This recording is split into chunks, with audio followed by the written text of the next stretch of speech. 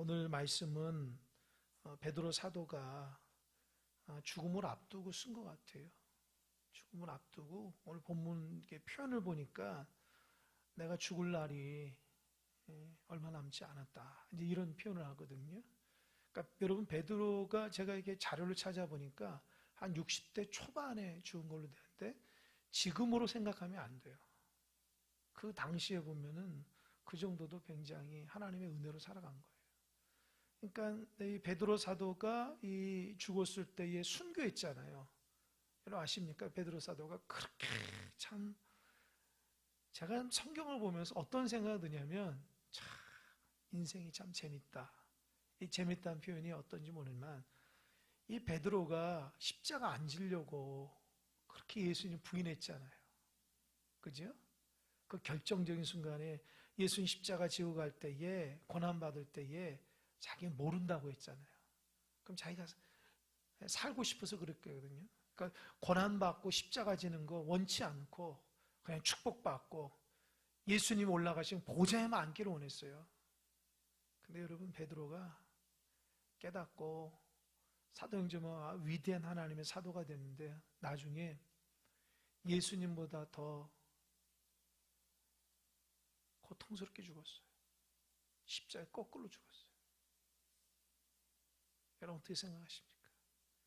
그렇게 십자가 지는 걸 두려워하고 그 고난을 그렇게 두려워하더니만 부활하신 주님을 만나니까요, 죽음을 두려워하지 않는 거예요. 그래서 제가 깨닫는 게 그렇습니다. 우리 신앙생활하면서 변화되는 것은요, 주님의 사랑을 깨닫고 부활하신 주님을 만나야지 변화가 된다니까요. 내 생각과 의지로 변화가 안 돼요. 우리는 다 변화될 것 같아요. 옛날부터 어렸을 때부터 성경을 알고 뭐 기도 좀 할 줄 알고 교회 봉사할 줄 아니까 다 변화된 것처럼 생각하니 아니에요. 십자가 질 수 있는 자세가 돼야 돼요. 그 십자가 질 수 있는 자세는요, 주님의 사랑과 부활하신 주님을 경험하지 못하면 절대 못 져요. 여러분 솔직히 생각해 보세요. 우리 살면서 손해보지 않잖아요. 손해보려고 하지 않잖아요. 양보하려고 하지 않잖아요. 우리가 그런 존재거든요. 신앙도 마찬가지예요. 요만큼이라도 손해보려고 하지 않아요. 더 많은 거 가지려고 해요. 더 많은 거 얻으려고 해요. 베풀거나 나누거나 섬기는 게 우리가 익숙하지 않아요. 그래서 우리가 신앙생활 하면서도 예수님이 십자가를 지고 저 지겠습니다 말할 수 있는 사람, 글쎄요, 여기 계신지 모르겠습니다. 주님의 사랑 없이는 그거 못 져요. 겉으로는 다 질 것 같아요. 저도 마찬가지고요. 근데 우리의 삶을 돌아보면 요만큼도 손해를 안 보려고 해요. 손해보는 것을 바보처럼 생각하는 거예요. 손해보며 사는 거를. 주님의 가치관으로 살지 않거든요. 그런데 여러분, 그런 사람 예수님 만나면요, 십자가도 질 수 있습니다. 할렐루야. 그래서 신앙은 똑똑한 게 중요한 게 아니에요. 주님 의지하며 주님 말씀대로 살아가는 것이 진짜 중요한 거예요. 제가 오래 살진 않았지만 그동안에 살면서 참 어느 사람이 진짜 신앙인가 보면은요, 똑똑한 사람이 신앙생활 잘하는 게 아니더라고요. 진짜 우직하게 주의 말씀만 붙들고 묵묵히 가는 사람은 신앙생활 잘하더라고요. 흔들리지가 않아요. 그런 사람은요 말을 앞세우지 않고요, 자기 삶 가운데 그냥 주님만 탁 붙들고 사는 거예요. 그런 사람만 탁 옆에 있으면 존경스럽고 참 복되고 귀하고. 저는 우리 공동체 안에서 저와 여러분이 그런 사람이 되기를 소망합니다. 진짜 주님 안에서 더 인격이 깊어지고 주님의 사랑이 더 깊어져서 베드로처럼 그렇게 십자가 안 지려고 이리 피하고 저리 피하고 자기 이기적인 생망 살다가 부활하신 주님 만나서 이제는 십자가까지 질 수 있는 그렇게 헌신의 사람, 믿음의 사람, 은혜의 사람, 축복의 사람이 되기를 간절히 소망합니다. 할렐루야. 할렐루야. 여러분 주님 앞에 갈 때 여러분 하나님 인정받아야 되잖아요. 너 평생 변화되지 않고 그렇게 살 거야? 라고 하는 것이 아니라 사랑하는 아들아, 착하고 충성된 종아, 고맙다. 내가 너 때문에 기뻤다. 이런 말 드려야죠. 너 하나도 변화도 안 되고 베풀지도 모르고 사랑할지도 모르고 헌신할지도 모르고 그렇게 이기적으로 평생 달려왔는데 내가 너를 책망한다. 그러면 안 되잖아요. 말씀 보는데 그런 생각이 드는 거예요. 여러분, 남에게 보이기 위한 신앙이 아니라 주님 앞에 합당한 신앙인들 다 되시기 바랍니다. 그런 사람이 되어야 돼요. 그런 마음으로 예배하고 그런 마음으로 기도하고 그런 마음으로 섬겨야 돼요. 하나님 그런 마음을 강하게 해주시더라고요. 그렇게 십자가를 지지 않으려고 뺀질거렸던 베드로가 주님의 은혜를 경험하니까 십자가에 거꾸로 달린다고? 엄청난 기적이거든요. 그게 내 삶에 어떻게 적용되는가 보십시오. 그래서 베드로 사도가 소아시아 교회 성도들에게 어떤 말을 하냐? 평상시 갖고 있는 생각을 얘기해요. 여러분, 사람이 내가 언제 죽는다고 생각하면요, 그제서 속마음이 드러나요. 그제서 진실한 마음이 드러나거든요. 왜요? 죽음 앞에 있기 때문에 거짓말을 할 수가 없는 거예요. 베드로는요, 오직 주님밖에 없어요. 그래서 위대한 사도예요. 보십시오. 12절. 자막. 그러므로 너희가 이것을 알고 이미 있는 진리에 서 있으나 내가 항상 너에게 생각나게 하려 하노라.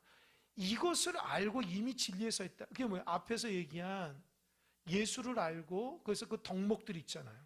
지난 시간에 믿음의 덕을 덕의 지식을 지식의 절제 인내를 인내의 경건을 경건의 형제의 의를 형제의 사랑을 이런 덕목들이 있는데 그런 것들이 너희 안에 있음을 내가 안다. 그런데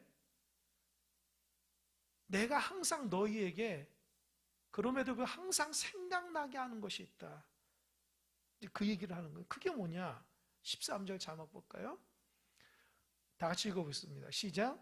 내가 이 장막에 있을 동안에 너희를 일깨워 생각나게 함이 옳은 줄로 여기노라. 이 장막이 무슨 텐트가 아니라 육신의 장막. 그러니까 내가 아직 호흡 있고 살아있을 동안에 너희를 일깨워서 생각나게 하기를 소망한다. 그게 나의 인생의 의로움이라는 거예요. 그게 뭐냐면 내가 지금 하나님께서 나를 부르셔서 순교의 자리로 나아간다면 내가 아는 거예요.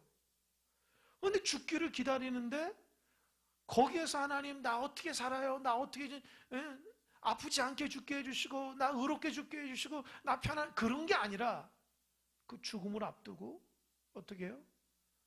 내가 죽기 전엔 수많은 사람들에게 복음을 하나라도 더 강조하고 싶다라는 거예요.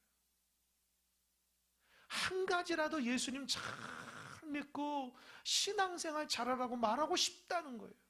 그걸로 좀 생각나게 해주고 싶다는 거예요.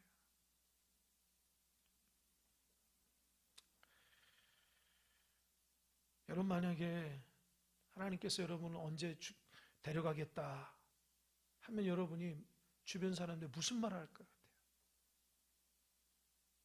예? 여러분 정말 말하고 싶은 게 뭐예요? 자녀들에게 말하고 싶고 배우자에게 말하고 싶고 주변 사람들에게 일가친척의 주변 사람들 꼭 말하고 싶은 게 뭐예요? 하나님 여러분을 데리고 간다 할 때에 뭘 남기고 싶습니까? 자, 생각해 보십시오. 진짜 할 말이 없어요. 인간적으로 생각하면 사이가 안 좋아, 야, 내가 미안하다. 내가 사랑하지 못해서 미안하고 잘해주지 못해서 미안하다. 뭐 그런 말 정도는 할 수 있을 것 같아. 사실 내가 너 참 좋아했다. 뭐 이런 말 정도 할 수 있어요. 죽기 전에, 그죠? 원수 졌던 사람들하고. 그 정도는 얘기할 수 있을 것 같아요.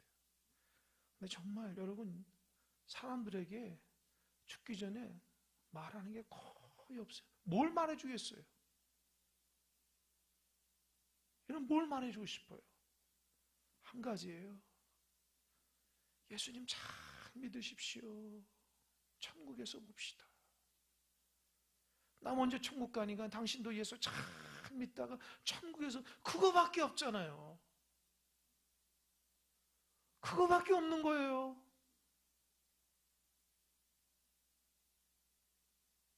제 목회자끼리 장례를 할 때마다 늘 느끼는 거지만, 제가 장례하면서 제가 늘 이제 설교할 때 그런 얘기를 하죠. 우리 교우님들 장례하면서 제가 했던 설교 기억나는지 모르겠어요. 사랑하는 부모님이 마지막 이 순간에 발인 예배하면서 마지막 이 시간에 오셔서 우리 유가족들이나 사람들에게 꼭 한마디 할 것이다. 뭐라 얘기를 하겠냐? 뭐라 얘기하겠냐? 한마디야. 예수님 계시고 하나님 살아계시니 예수 참 믿다 나중에 천국에서 보자. 그 한마디를 할 거라는 거예요. 그 한마디밖에 할 수 있는 게 없어요. 마지막에 고인이 우리 천국에서 보자. 그 말밖에 할 수 있는 게 없어요. 그러니까 너희들 이 땅 사면서 잘 예수 믿다가 나중에 천국, 그 말밖에 없다고요. 그러니까 베드로 사도가 소아시아 성도에게 죽기 전에 예수님 잘 믿으십시오. 이 고난이 있더라도 잘 인내하십시오. 하나님 살아계십니다. 반드시 주님 올 것입니다. 즉 그 얘기하고 싶다는 거예요. 그러니까 베드로 사도는요, 세상적인 거 삶을 살지 않았어요. 오직 주님 중심으로 한 영혼을 더 구원하기 위해 살아간다고요. 여러분, 이 베드로 사도의 모습을 우리 자신을 반성해 봐야 돼요. 여러분, 요즘에 자녀들에게 무슨 말을 합니까? 가족 식구들에게 무슨 말을 합니까? 주변 사람이 무슨 말 합니까? 예? 무슨 말을 해요? 얘는 복음이라도 한마디 얘기하신지 모르겠어요. 앞으로 복음으로 얘기하는 여러분 되시길 바랍니다. 그래야 돼요. 그게 예수 믿는 사람이에요. 입만 열면 돈 얘기하고, 입만 열면 사람 흉이나 보고, 입만 열면 자기 자랑이나 하고, 그런 게 아니라 진짜 예수님의 좋으신 거, 예수님이 귀하신 거, 예수 믿고 천국 가는 거 믿음으로 살아갈 수 있도록 잘 권면한 우리가 돼야 됩니다. 썩어질 것을 위해서 우리가 인생을 투자하고 그런 것들 때문에 그냥 머리가 아플 정도로 고민하지 말고, 우리를 새롭게 하고 우리를 변화시키고 우리를 영원한 가운데 인도하시는 한 말씀이라도 주님의 복음을 전하는 여러분 되시길 바랍니다. 할렐루야. 그게 신앙이에요, 여러분. 그러니까 제가 늘 얘기하죠. 우리 신앙생활 잘하는 거 아니라니까요. 그렇게 보이면 진짜 교만한 사람이에요. 우리가 뭘 신앙생활 잘합니까? 저도 마찬가지예요. 제가 잘해서 단에 쓰는 게 아니에요. 정말 부끄러워요. 여러분, 우리 믿는다고 하면서 얼마나 변화가 안 되는지요. 사도 바울 베드로 선생님 얼마나 귀합니까? 마지막에 끝까지 예수 잘, 나는 먼저 가지만 너희들 예수 잘 믿어야 된다. 그 말이에요. 14절 보니까 이는 우리 주 예수 그리스도께서 내게 지시하신 것 같이 나도 나의 장막을 벗어난 날이 임박할 줄을 암이라. 예수님께서 직접 말씀하시고, 그래서 내가 주님을 지금 뵐 날이 얼마 남지 않았다는 거예요. 주님을 뵐 날이. 그러니까 여러 가지 생각이 들겠죠. 자기의 인생을 돌이켜보면 이제 하나님 앞에 하나님 품으로 가고 예수님 뵈러 간 것에 대한 기쁨이 충만하고, 또 한 가지는 이 땅에서 더 오래 살면서 한 영혼을 더 구원하고자 하는 그런 복음의 열정이 있는 거예요.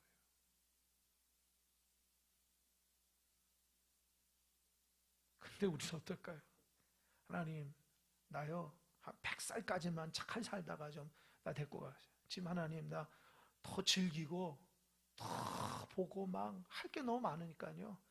하나님, 나 좀 그때까지 좀 건강 좀 살려주세요. 그거 아니에요, 여러분. 누구도 그렇게 응답되는 사람은 없어요. 하나님, 오늘 당장이라도 심장마비로 데리고 갈 수 있어요.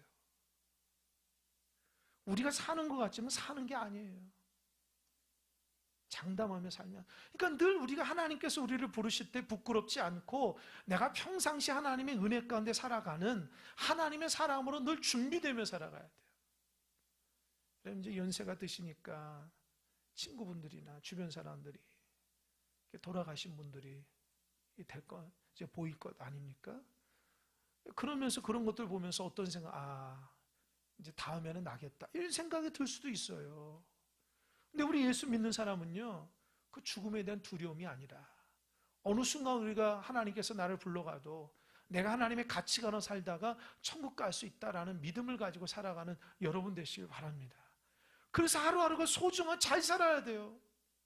여러분 하루 동안 살면서 주님의 기쁨으로 살아가고 있는가? 아니면 하나님이 기뻐하지 않는 일만 그렇게 하고 살았는가?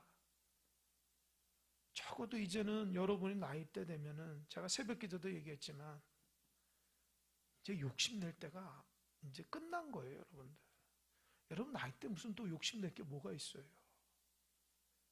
이젠 행복하게 즐겁게 사람들과 잘 어울리며 기쁨으로 신앙생활하며 살아가는 그게 우리의 낙이 아닙니까? 그럼 잘 살아야죠. 욕심내며 끝까지 일을 악물고 더 하나 가지려고 이런 그게 안 좋아요. 그냥 하나님 주신 은혜 가운데 돌아보세요. 내가 소원했던 사람들 좀 잘 관계하시고 돌아보지 못했다면 돌아보고 내가 하나님과 소홀했다면 더 하나님의 사랑을 더 깊이 있게 하면서 마지막을 좀 아름답게 하나님의 은혜 가운데 천국 같은 삶을 살아가는 여러분 되시길 바랍니다. 그게 신앙이에요. 나이가 들어도 죄의 문제 때문에 헐떡거리고 미워하는 사람이 주변에 너무 많아가지고 사이도 안 좋고 여러분 그렇게 살아가면 안 돼요. 행복하게 즐겁게 어울리면서 예배에 대한 기쁨과 감사를 살면서 하나님 우리에게 주시는 은혜를 서로 나누고 얘기하며 그렇게 기쁨으로 살아가는 은혜가 있어야 돼요. 그것이 우리가 마지막을 맞이하는 인생의 후반기를 살아가는 지혜로움이라는 걸 꼭 깨달으시기 바랍니다. 그렇게 살아가야 돼요. 평안한 거. 그래서 15절 자막 한번 볼까요? 한번 읽어보겠습니다. 시작. 내가 하여금 내가 떠난 후에라도 어느 때나 이런 것을 생각나게 하려 합니다. 그러니까 내가 떠나더라도 꼭 이거만큼은 너희들 알아라. 16절 시작. 우리 주 예수 그리스도의 능력과 강림하심을 너희에게 알게 한 것이 교묘히 맞는 이야기를 따른 것이 아니요 우리는 그의 크신 위엄을 친히 본 자라. 이제 아마 TV도 잘 안 보이는 글씨가요. 그러니까 여러분 뭐라고 그랬어요? 우리 주 예수 그리스도의 능력과 강림하심을 너에게 알게 한다. 그러면 왜요? 예수님 다시 오실 거예요. 나는 먼저 하나님 앞에 가지마. 너희들은 이 고난 가운데서도 끝까지 인내하고 주님의 재림 오심의 그 믿음을 가지고 승리하며 살아라. 할렐루야. 여러분 마지막까지 주님이 함께 하심을 믿으시는 여러분 되시길 바랍니다. 제가 이 얘기하면 또 제 마음이 좀 이렇게 힘들지만 제가 아버님 그 마지막 순간을 제가 옆에서 봤잖아요. 며칠 동안 굉장히 숨을 헐떡거리시면서 아주 고통스럽게 이제 막 몰아실 때에 제가 아버님 귀에 대고 간절하게 기도했어요. 머리를 붙잡고 얼굴을 잡고 아버지 예수님이 아버님 함께 하십니다. 아버님은 예수 믿는 사람이기 때문에 곧 천국에 갈 것입니다. 하나님이 함께 있기 때문에 이 땅의 고통의 삶을 다 벗어버리고 영원한 하늘나라 천국 갈 것입니다. 계속 귀에다가 축복을 빌어주고 복음을 계속 전하면서 얘기했더니 아버님이 눈으로 깜빡깜빡 하시더라고요. 여러분 이게 예수 믿는 사람의 마지막 모습이에요. 마지막에 우리가 하는 것은 예수의 복음밖에 없어요. 예수 믿으면 천국 간다고 그 한 가지 붙들고 하는 거예요. 아무리 이 땅을 잘 살면 뭐예요? 천국 못 가면 어떡하려고 그래요? 이 땅에 살면서 예수님 잘 믿고 주님과 소망 가운데 살다가 주님 모르실 때에 천국 가야 되잖아요. 그래서 마지막이 고통스러운 게 아니에요. 오히려 마지막에 하나님 앞에 나아가는, 천국으로 나아가는 문이 열리는 거예요. 그래서 우리 살면서 질병도 사고도 여러 가지 힘들고 어려워도 우린 예수 믿는 사람들이기 때문에 그런 것이 우리를 절망 가운데 빠지지 않게 한다는 거예요. 여러분, 천국을 돈으로 사요? 대답해봐요. 돈으로 삽니까, 천국을? 그런 거 못 사요. 그러니까 돈에 너무 연연하지 마세요.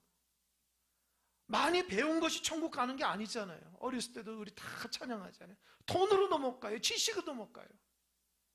거듭나야 가는 나라, 하나님 나라. 할렐루야. 다 알면서도 그렇게 오랫동안 신앙생활 하면서도 왜 우리의 삶이 예수님 중심이 아니고 그렇게 살아가는지 모르겠습니다. 우리 스스로 반성해 봐야 돼요. 반성해 봐야 돼요. 사도 베드로는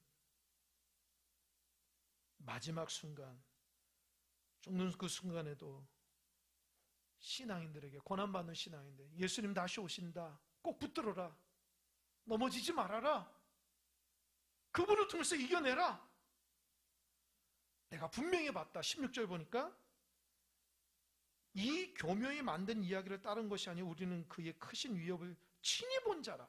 그러니까 그 당시에 소아시아 교회에 거짓 교사들이 들어왔거든요. 그러니까 이 사람들은 재림도 없고 그 뭐 심판도 없다고 하니까 너 맘대로 막 살라는 거예요. 그러니까 소망을 잃어버린 사람들 얘기하니까 베드로가 아니야, 우리 소망 가운데, 지금 고난 받더라도 소망 가운데 살아야 돼. 내가 힘들고 어려도 예수의 복음을 가지고 예수의 재림오심을 갖고 살아가야지, 쓸데없고 세상적인 거 다 묶여가지고 자유롭게 산다고 죄를 지면 살면 안 된다. 그렇게 얘기하면서 베드로가 뭐라고 해요? 내가 친히 봤다. 그러면서 17절이 변화사 사건이에요. 17절 자막 한번 볼까요? 시작. 지극히 큰 영광 중에서 이러한 소리가 그에게 나기를 이는 내 사랑하는 아들이요 내 기뻐하는 자라 하실 때에 그가 하나님 아버지께 존귀의 영광을 받으셨느니라. 여러분, 그거 아십니까? 변화산 사건이 마태복음 17장에 있는 사건이에요. 예수님과 베드로와 야고보와 요한이 산에 올라가서 거기에서 하나님의 놀라우신 음성을 듣고요, 모세도 보고 엘리야도 봤어요. 베드로가 너무 감격해 여기 초막새를 짓겠다고 얘기했어요. 그러니까 베드로는요, 자기 인생에서 예수님과 함께한 거 변화를 했어서 하나님 앞에 직접 들었어요. 이는 내 사랑하는, 내 기뻐하는 자라. 여러분, 이는 내 사랑하는 자, 내 기뻐하는 자, 언제 또 말씀하셨죠? 성경에? 언제 얘기하셨어요? 하나님이 예수님께. 그렇죠. 요단강 세례 받을 때 이 공생이 시작하면서 얘기한 거예요. 여러분, 진짜 제가 이 말씀하면서 깨달은 게 있는데, 한 가지 뭐냐, 여러분, 예수님이 공생이 시작할 때에 하나님으로부터 야, 나 너 사랑한다, 그 사랑을 확인하고 공생애를 시작했어요. 그죠? 그럼 변화산에서 하나님이 예수 그리스도에 해주신 이는 내 사랑하는 아들, 내 기뻐하는 자라라고 하면서 그 얘기를 왜 또 해줬을까요? 이건 제자들 들으라고. 그러니까 이 변화산 사건에서 하나님의 음성을 듣고 그때부터 제자들이 공생애가 시작된 거예요. 할렐루야. 여러분, 우리가 하나님의 일을 하고 원하시는, 잘 들으세요. 하나님의 일을 하기 원하시는요, 이는 내 사랑하는, 내 기뻐하는 자라고 하나님과 나의 사랑을 확인해야지만 하나님 일을 할 수 있어요. 그 확인이 안 되면 일을 하면 안 돼요, 사실은. 왠지 알아요? 감당 못 해요. 넘어진다. 하나님의 사랑이 확인돼야지만 십자가까지 질 수 있어요. 제가 이 말씀 묵상하는데 깨달음이 와요. 저를 비롯해서 우리 교인들, 일꾼들이 왜 감당을 못하나? 이는 내 사랑 기뻐하신 자. 하나님의 사랑이 확인이 안 돼서 그래요. 하나님이 나를 너무너무 사랑하고 십자가를 지기까지 사랑하는 거 깨달으면 하나님이 일을 안 할 수가 없어요. 왜요? 내 생명을 대신해서 죽은 사람이잖아요. 나를 위해서 죽으신 분을 위해서 일을 안 해요? 그런 사람이 어디 있어요? 내가 죽을 걸 대신 예수님이 하는데 그 은혜가 갚아야 될 거 아니에요. 은혜가 갚아야 될 거 아니에요. 내가 죽어있잖아요. 주님이 대신 죽었으니 난 덤으로 사는 인생이죠. 그러니까 은혜 받았으니까 은혜의 사역을 하는 거예요. 그러니까 하나님의 일은요, 하나님의 사랑이 확인해야지 알 수 있어요. 사랑이 안 되면요, 그 일 감당 못하고요, 오히려 하나님의 근심이 되고 넘어지기 일쑤예요. 여러분 정말 하나님의 귀한 일들을 감당하기 원하십니까? 그럼 여러분 먼저 주님의 사랑 확인하세요. 그러니까 여러분이 은사가 없거나 마음이 없어서가 아니라 사실은 주의 사랑이 확인이 안 돼서 주의 일을 못하는 거예요. 그게 하나님 오늘 제가 말씀 묵상을 깨달은 은혜예요. 왜 교인들이 일을 안 할까? 다른 거 없어요. 은사가 없거나 열정이 없어서가 아니라 주의 사랑이 확인이 안 돼서 그런 거예요. 하나님 나를 너무너무 사랑한다면은 어떻게 그 은혜가 없는 심정으로 하나님의 일을 안 할 수가 있어요? 하나님의 은혜를 모르니까, 사랑을 모르니까 일을 못하는 거예요. 이는 내 사랑하는 아들이요 내 기뻐하는 자라. 이 말을 듣고 예수님이 공생애를 시작했어요. 변화산 사건에서 이는 내 사랑하는 내 기뻐하는 자라, 그 말을 듣고 베드로가 감동받아서 하나님의 귀한 일들을 감당한 거예요. 우리도 너는 내 사랑하는 자라, 너 내 기뻐하는 자라, 그 말을 듣고 움직이지 않을 사람이 누가 있어요? 하나님 나를 그렇게 사랑하면 돼요. 복음을 안 전할 자가 어디 있어요? 그러니까 신앙생활 뭐 백날 하나님 앞에 기도하고 예배해도 주의 사랑이 확인이 안 되면 마음이 늘 냉랭하고 죄로 넘어지고 감동이 안 되고 기쁨이 없는 거예요. 여러분부터 주님의 사랑이 확인되는 여러분 되시길 바랍니다. 할렐루야. 교회 십자가만 걸면 뭐예요? 그 십자가를 내가 지었다고 생각하는 사람 한 사람도 없으면 교회 십자가 무슨 능력이 있어요? 주님의 사랑을 확인되는 사람만이 하나님 앞에 헌신할 수 있고 손해를 감당할 수 있고 십자가를 질 수 있는 거예요. 그러니까 우리가 하나님의 일을 제대로 못하는 이유는 능력이 없어서나 시간이 없어서가 아니, 다 핑계예요. 사랑이 모자라서 그래요. 사랑이 부족해서. 하나님 나를 얼마나 사랑하는지 아직도 모르는 거예요. 나의 존재를 모르는 거예요. 베드로 사도는 지금 소아시아 성도에게 주님 반드시 죄를 만나, 내가 변화는 사 직접 봤다. 이거 거짓 교사들이 그냥 보지도 않고 얘기하는 건 다르다. 나는 직접 봤어. 그러니까 내가 확실히 얘기하는 거예요. 여러분 영적으로 예수님을 경험하면요, 그 사건이 여러분 엄청난 경험이에요. 여러분 인생을 변화시키는 예수의 사건이 있어야지만 여러분이 흔들리지 않아요. 그런 영적인 경험이 없으니까 자꾸 영적인 경험이 없으니까 흔들리는 거예요. 그러니까 교회는 다녀요. 뭐 예배는 잘. 그러니까 각자마다 예수님의 영적인 경험이 없으니까 확실함이 없는 거예요. 여러분 신앙은 체험이에요, 체험. 체험 신앙이 있을 때 확실하다고요. 그냥 말씀 보고 기도하고 다 좋아요. 하지만 내가 개인적으로 주님의 영적인 체험을 해야 돼요.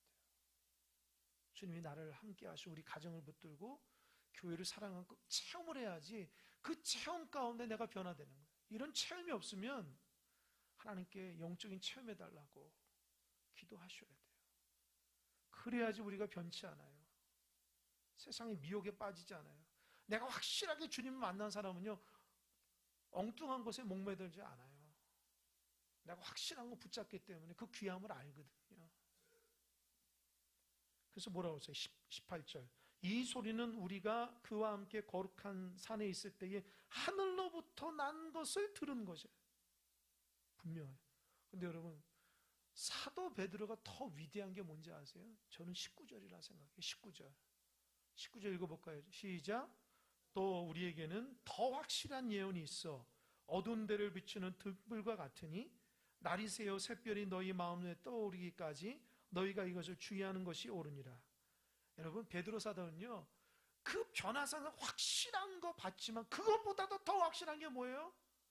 하나님의 말씀이라는 거예요. 할렐루야. 할렐루야. 잘 들으십시오. 어떤 교인들 중에 여러분들은 그런 분들이 없으니까 제가 얘기합니다. 소위 영적으로 경험을 많이 한 사람들은 성경보다 자기의 경험을 앞세워요.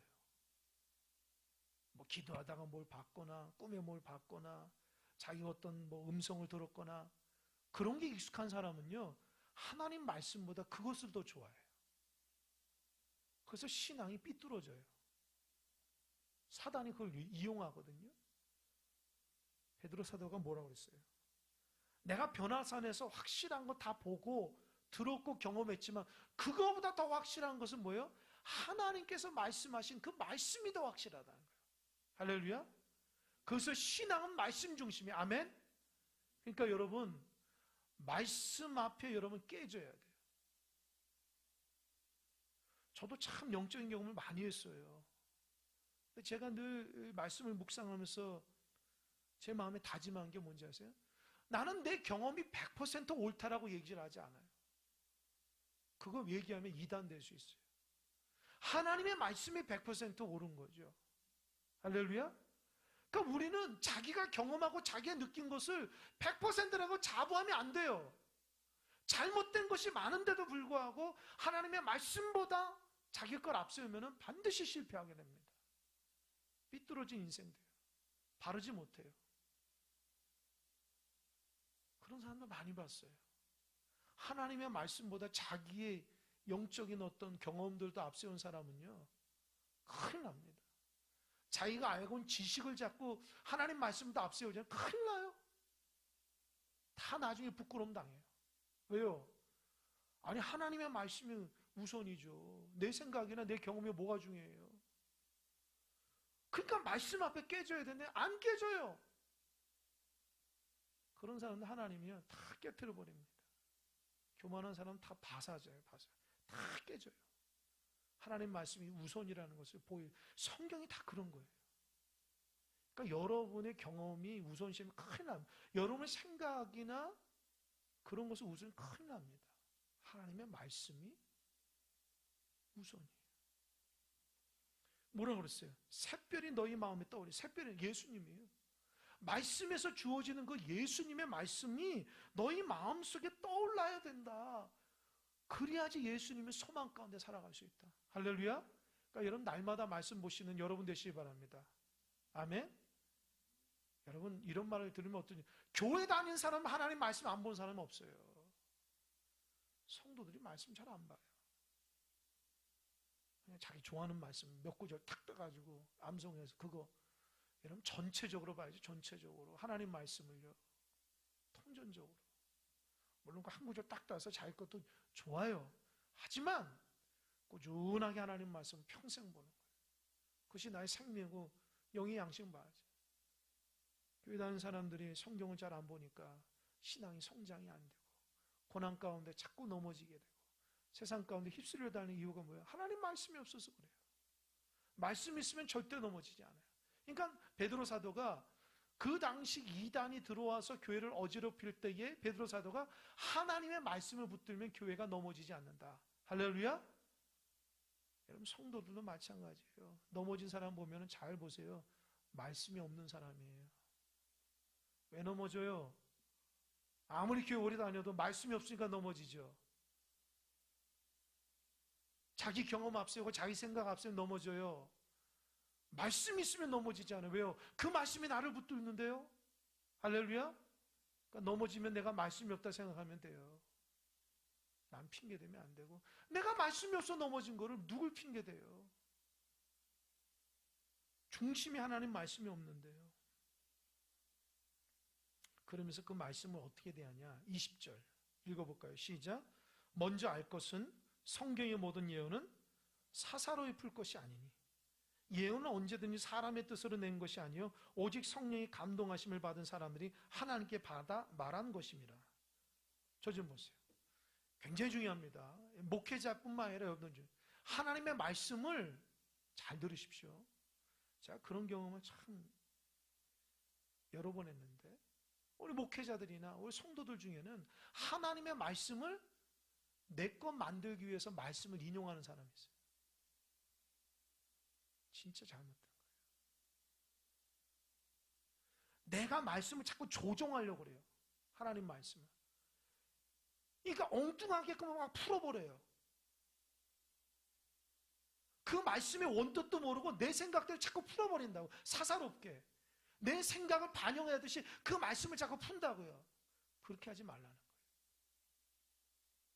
여러분, 말씀이 우리를 변화시키는 거지요. 내가 말씀을 변화시키는 게 아니에요. 할렐루야? 그러니까 여러분, 말씀 볼 때 조심하셔야 돼요. 내가 말씀을 딱 따가지고 그 말씀을 내 의견을 반영하는 말씀으로 집어넣으면 안 돼요. 그 이단이라 그런 거예요. 말씀이 나를 변화시켜야 돼요. 할렐루야? 그래서 정말 설교 잘하는 목사님들은요, 말씀만 읽어도 은혜가 되는 거예요. 할렐루야? 저도 부족하지만 그렇게 하려고 그래요. 내가 말씀을 통해서 여러분을 뭐 조종하려거나 내 의견을 반영하기 위해서 말씀을, 전 그런 거 싫어해요. 왜요? 아니, 목회자가 영적 권위가 없어서 굳이 하나님 말씀 이용해가지고 성도들을 자기 말 듣게 하겠어요? 그 싹꿍이나 그런 거죠. 여러분, 말씀은요, 사람들을 내 편 만들기 위해서 이용하는 게 아니에요. 말씀 자체가 권위가 있고 능력이 있고요, 변화 역사가 있는 거예요. 할렐루야? 그러니까 여러분 말씀 앞에 순종하세요. 말씀 앞에 순종해요. 여러분이 깨져야 돼요. 말씀이 나를 변화시키지 내가 어떻게 말씀을 변화시켜요? 그러니까 큐티나 그런 묵상이나 조심하셔야 돼요. 말씀을 있는 그대로 받고 그대로 실천해야지 내 생각을 막 적용하기 위해서 말씀을 큰일 납니다. 그 말씀이 그 말씀. 오직 성령이 감동으로 쓰여진 말씀이기 때문에 말씀을 보면 감동이 임해요. 그래서 저도 여러 목사님 설교 들으면은 조금 속이 좀 보일 때가 있어요. 아, 저 목사님이 저러려고 저렇게 하는구나. 그러면 안 돼요. 속상하고 힘들고 어려워도 그 말씀이 우리를 변화시켜야지 그 말씀으로 내 생각을 자꾸 대변하면 안 돼요. 본인이 약하다는 거 증명하는 거 똑같아요. 전하는 자도 말씀으로 치유되고 듣는 자도 말씀으로 치유되고 할렐루야? 그렇게 돼요. 그렇게 돼야지 성도고 그렇게 돼야지 교인이에요. 그래서 말씀이 나를 변화시키는 거예요. 그러니까 우리 훈련을 못 받으니까 말씀을 인용해서 내 말을 하려고 그래요. 잘못된 거예요. 이제부터는 사사로이 풀면 안 되고요. 언제든지 하나님의 감동으로 하나님 말씀을 받아서 내 속에서 역사가 일어날 수 있도록 해야 됩니다. 할렐루야? 우리는 누가 말씀을 많이 한다고 자랑하려고 교회 다니는 것도 아니고 내가 이만큼 많이 받았기 때문에 너희를 뭐 가르치면 되는 게 아니라 그 말씀에 같이 은혜 받고 그 말씀을 통해서 같이 변화되고 같이 하나님 말씀을 이뤄가는 공동체입니다. 할렐루야? 그러니까 여러분 말씀 앞에 순종하시고 말씀을 소중히 여기시고 말씀을 통해서 여러분 자신을 자꾸 변화되고 낮추시는 여러분 되시길 바랍니다. 그게 신앙생활이에요. 그러니까 잘못된 신앙인 목회자들 그런 교회는요 말씀이 난무하는데요 자기는 변화가 안 돼요. 다 그런 거예요. 말씀을 자기 밑에 두고 종부리듯이 보면 큰일 납니다. 하나님 말씀을 떠받들어서 그 말씀대로 순종하고 그 말씀 속에서 내 자신이 부족하면 깨지고 속상한 일이 있어도 하나님 말씀 붙들고 그 말씀을 실천하며 나갈 때에 그때 예수 그리스도의 그 영적인 권위와 말씀의 생명 역사가 일어나는 줄 믿으시기 바랍니다. 그래서 교회에서 일하고 있는 구역장님들, 지역장님 속상한 일들이 많죠. 구역 식구도 말도 안 듣고 지역 식구도 말도 안 듣고. 그래도 하나님의 말씀으로 잘 가르쳐야 돼요. 할렐루야? 먼저 여러분들이 말씀의 은혜 받아야 돼요. 그래야지 그 사람도 살고 나도 사는 거예요. 오늘 말씀을 보면서 하나님 저에게 그런 마음을 많이 주더라고요. 여러분 저도 제 얘기를 많이 하고 싶을 때가 있어요. 그 의미가 없어요. 그렇게 얘기한다고 저도 변화 안 되고 여러분도 변화 안 돼요. 하나님의 말씀 속에서 우리를 변화시키는 거예요. 모두 다 하나님의 말씀으로 순종할 때에 하나님 우리를 변화시키는 위대한 공동체가 될 줄 믿으시기 바랍니다. 아멘. 기도하겠습니다.